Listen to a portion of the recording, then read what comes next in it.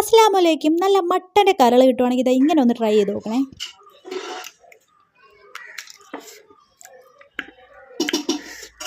എത്ര പേരുടെ വായിൽ കപ്പൽ പൊടി? ഇന്ന് കുഞ്ഞാണ് കേട്ടോ നമുക്ക് ഈ ഒരു റെസിപ്പി പറഞ്ഞു തരുന്നത്. ആദ്യം മഞ്ഞൾപ്പൊടിയും ഉപ്പും ഇട്ട് കരൾ നന്നായിട്ട് കുക്കറിൽ ഒരു 7-8 അടി അങ്ങോട്ട് അടിച്ചെടുക്കണം. അതിനുശേഷം ഒരു ഇടികല്ലിലേക്ക് ചതയ്ക്കാൻ വേണ്ടിയിട്ട് കുരുമുളകും ഇഞ്ചിയും വെളുത്തുള്ളിയും കൂടിയിട്ട് ചതച്ചെടുക്കുക.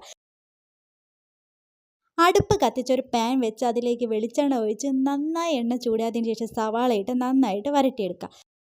അങ്ങനെ നന്നായിട്ട് അത് വരട്ടിയതിന് ശേഷം പൊടികളിടാം. മുളക് പൊടി, മഞ്ഞൾപ്പൊടി, മല്ലിപ്പൊടി, പിന്നെ ഗരം മസാല, പിന്നെ കുറച്ച് മുളകും, പിന്നെ മല്ലിയിലയും. നന്നായിട്ട് പച്ചമണം മാറുന്ന വരെ നന്നായി ഇളക്കിയതിന് ശേഷം കരൾ തട്ടാമേ.